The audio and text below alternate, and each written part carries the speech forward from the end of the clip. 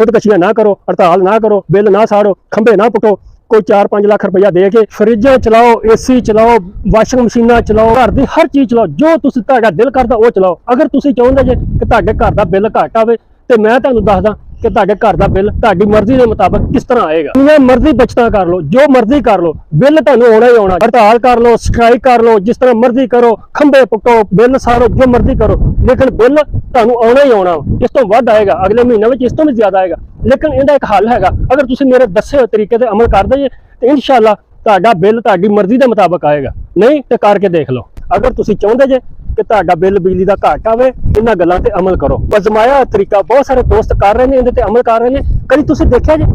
मैनूं एक बंदा दस दिओ जिहड़े बंदियां ने इह काम कीता वा, उन्हां च कोई एक बंदा मैनूं दस दिओ कि उहने बिल साड़े होण, ਉਹ वापदा दे दफ्तर गया होवे, हड़ताल विच गया होवे, ਉਹ ਕਹਿੰਦਾ ਜਾਂ ਉਹਨੇ ਤੁਹਾਨੂੰ ਮਹੱਲੇ ਦੇ ਵਿੱਚ ਜਿਸ ਬੰਦੇ ਨੇ ਕੰਮ ਕੀਤਾ ਵਾ ਉਹ ਕਹਿੰਦਾ ਵਾ ਕਿ ਮੇਰਾ ਬਿੱਲ ਜ਼ਿਆਦਾ ਆ, ਮੈਂ ਵੀ ਹੜਤਾਲ ਕਰਨੀ ਆ, मैं भी वापदा दे दफ्तर जाना। कोई एक बंदा भी साबित नहीं कर सकते। जिन्नी मर्जी बत्ती बाल देन, उन्होंने टेंशन ही कोई नहीं हैगी। इस तरह तुसीं भी काम करो, तुहानूं भी कोई टेंशन नहीं होएगी। ये कोई बाहर दा फार्मूला नहीं, ये सिर्फ पाकिस्तान दा फार्मूला और पाकिस्तान दे विच ही चलदा। पाकिस्तान दी इजाद वा, बाहर दे मुल्कां विच इहो जिहे फार्मूले चलदे और कामयाब 100% कामयाब तरीका जे। मैं पूरी गारंटी दे नाल तुहानूं कहना कि तुहाडी मर्जी दे मुताबिक बिल आएगा। अगर तुसीं चाहोगे जिन्ना जो मर्जी तुसीं इस्तेमाल करो, फ्रिजां, एसी रात दिन चलाई रखो, लेकिन बिल तुहाडी मर्जी के मुताबिक ही आएगा। उनके वास्ते थोड़े जे तुहानूं पैसे चाहिए ने, जिहड़ा तुसीं कहंदे जे ना कि सोलर प्लेटां लाउणियां ने, जिन्ने ने तुसीं सोलर प्लेटां लाउणियां ने ना घर का सारा निज़ाम चलाउण वास्ते, उनके तो अद्धे पैसे तुहानूं चाहिए ने ते थोड़ा जिहा अलग तुहानूं चाहिदा कोई बंदा तुसीं लभ लो ते तुहाडा काम हो जाएगा। और बहुत सारे लोगों ने कीता वा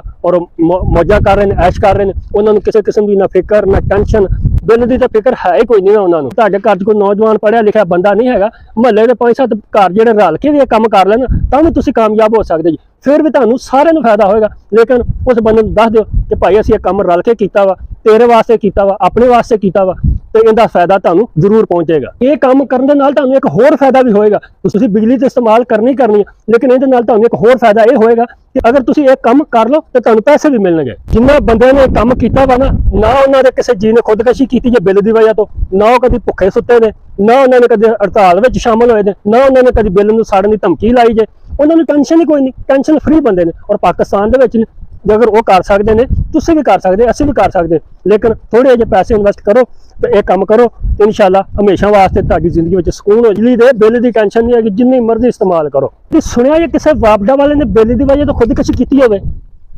या उन्हें कोई हड़ताल की होवे, या उन्हें कोई बिल के बारे कहा हो कि सानूं बिल बड़ा आउंदा वा, नहीं ना सुनिया, सुनोगे भी नहीं।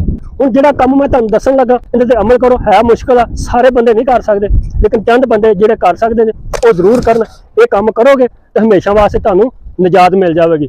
करना यह है कि जिहड़ा तुसीं 10 लाख रुपया ला के सोलर प्लेटां लाउणियां ने, या तुसीं सोच रहे जे कि असीं सोलर ते अपने घर का निज़ाम जिहड़ा कन्वर्ट कर लईए, तुसीं वो नहीं करना। अगर घर दे विच कोई पढ़िया लिखिया हैगा वा, तुसीं 10 लाख रुपया नहीं लाउणा, 5 लाख रुपया दे के उन्हें वापदा भर्ती करवा दे। जिन्नी मर्जी बिजली बंद महल्ले वालिआं नूं भी दिओ, कोई तुहानूं बंदा नहीं पुछेगा। नाले महीने की तनख्वाह मिलेगी, नाले तुसीं घर की हर चीज़ फ्री इस्तेमाल करो, कोई तुहानूं बिजली का बिल नहीं आएगा। 5-7 लाख रुपया उन्होंने दे के उन्होंने वापदा विच भर्ती करवा दिओ ते सारी जिंदगी वास्ते सुकून। इत्थे तो सुकून आ, कबर दे विच भावें अज़ाब होवे उहदी मैं जिम्मेदारी नहीं लै सकदा। वो उन्होंने पता वा कहंदे दुनिया ते तो सुकून है ही है ना, इत्थे ते ठंडियां हवावां आउंदियां ने ना फिर गांह देखी जाएगी। खुदकशियां ना करो, हड़ताल ना करो, बिल ना साड़ो, खंबे ना पुटो। कोई 4-5 लाख रुपया दे के एक अद्धा बंदा घर दा बिजली वापदा दे विच मुलाजम लवा दिओ। ये तुसीं एक हल जिहड़ा मैं तुहानूं दस दित्ता वा, और ये हर बंदा नहीं कर सकदा।